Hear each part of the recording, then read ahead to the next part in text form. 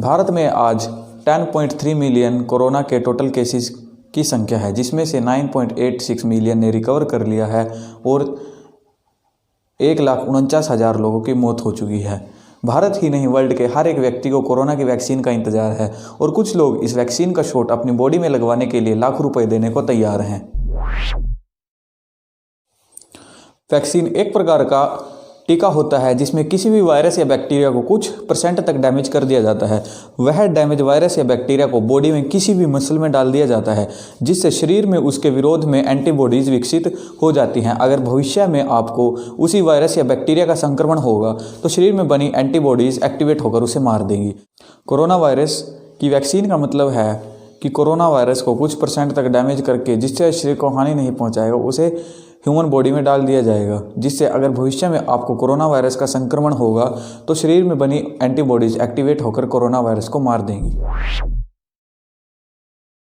There are more than 50 कोविड-19 vaccine candidates in trial. WHO vaccine को लेकर बड़े बड़े scientist and global health organization के साथ काम कर रहा है। 25 दिसंबर 2020 तक पूरी दुनिया में 3.82 मिलियन लोग कोरोना की वैक्सीन ले चुके हैं, जिनमें सबसे ज़्यादा अमेरिका व चाइना के लोग शामिल हैं, जिनकी संख्या 1 मिलियन है। बाकी देशों के लिए आप इस चार्ट को ध्यान से देखिए। इस चार्ट में एक बात और नोट करने की है कि यहाँ बड़े बड़े समृद्ध देशों के ही नाम हैं। भारत का नाम इस सूची में नहीं है, तो भारत में कोरोना से बचाव कैसे संभव होगा, यह अपने आप में एक बड़ा प्रश्न है। According to India today, vaccine की कॉस्ट 450 रुपये से 5500 रुपये के बीच होगी। मॉडर्ना कंपनी की वैक्सीन, जिसका नाम mRNA-1273 की कीमत $32 से $37 के बीच रखी गई है। भारतीय रुपये में यह बढ़कर 2738 रुपये तक पहुंच जाती है। अगर यहाँ स्वदेशी कंपनी की बात करें तो एस्ट्राजेनेका की एक डोज की कीमत 700 रुपये से 2000 के बीच में होगी, जबकि नोवामैक्स अपनी वैक्सीन को 480 रुपये में दे सकता है। भारत के 16 राज्यों के 60 डिस्ट्रिक्ट में व एक यूनियन टेरिटरी में एक सर्वे किया गया, जिसमें 6040 घरों को शामिल किया गया। सर्वे के अनुसार 44% लोगों ने वैक्सीन खरीदने के लिए तैयार हुए, जबकि 36% लोगों ने वैक्सीन खरीद कर लगवाने से साफ मना कर दिया। During the trials of Pfizer and Moderna, both report the Bell's palsy during the trials of vaccine. Bell's palsy is a form of sudden weakness in one side of the face due to swelling of 7th facial nerve, which is responsible for moving the many muscles of the face. मतलब जैसे ही आप vaccine का shot लेंगे, आपका चेहरा 7वीं facial nerve के damage होने के कारण एक तरफ से लटक जाएगा।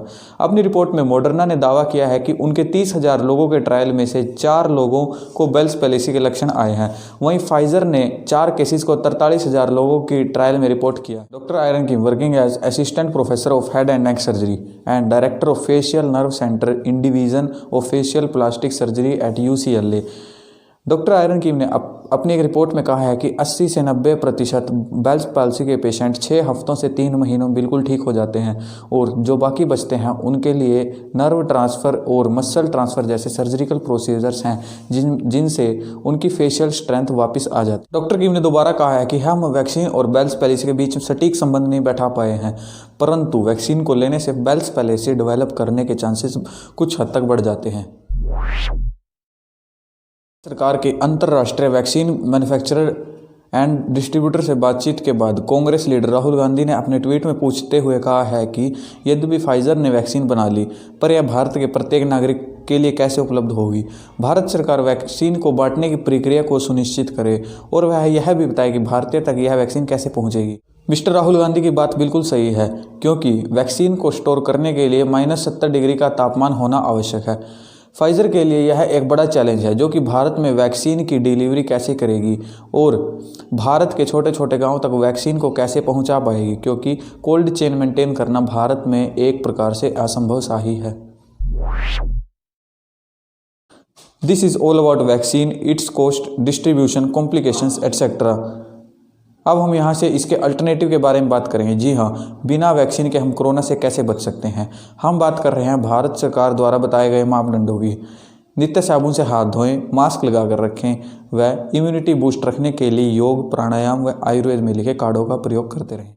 अगर वैक्सीन से कंपेयर करें तो यह बिल्कुल फ्री है। इसका फेलियर रेट 0% है। अगर आप पूरी तरह इसका पालन करते हैं तो यह आपको 100% सुनिश्चित करता है कि आपको संक्रमण नहीं होगा। अभी यहाँ से मेरे माइंड में एक चीज़ और आ रही है, सोचा आपके साथ डिस्कस कर लेता हूँ। ब्रिटेन में भी कोरोना का नया स्ट्रेन आया है जो भारत में बड़ी तेज़ी से फैल रहा है। वह 70% तक ज़्यादा घातक तथा जानलेवा है। वो उसकी जो फैलने की क्षमता है वो भी बहुत ज़्यादा है। अमेरिका में ब्रेन ईटिंग अमीबा पाया गया है which is also communicable and fatal. तो ऐसे में बहुत सारे जीवाणु रोगाणु इस पृथ्वी पर आते रहे हैं, आज से नहीं किंतु तब से जब से पृथ्वी की उत्पत्ति हुई है। पुराने ज़माने में लोग छोटे छोटे गांव बनाकर रहते थे। अगर किसी गांव में संक्रमण हो भी गया तो सिर्फ वहीं के लोग ही प्रभावित होते थे। परंतु आज पैसा कमाने की होड़ में हर कोई गाँव छोड़कर शहर की तरफ भाग रहा है और शहर का व्यक्ति विदेशों में जा रहा है। अब यदि कोई संक्रामक रोग हो भी गया तो वह गाँव में नहीं बल्कि पूरे विश्व को प्रभावित करेगा, जैसा कि आज कोरोना वायरस ने किया है। दूसरा, मांसाहार छोड़े, शाकाहारी बने। मैं ऐसा इसलिए कह रहा हूं क्योंकि बहुत से रोगाणु ऐसे हैं जो मानव शरीर का तापमान पाकर शरीर में रोग उत्पन्न करते हैं, जैसे लिस्टीरिया मोनोसाइटोजेंस। यह एक ऐसा बैक्टीरिया है जो 4 से 37 डिग्री सेल्सियस पर ग्रो करता है। यह processed meat, ready to eat foods में पाया जाता है।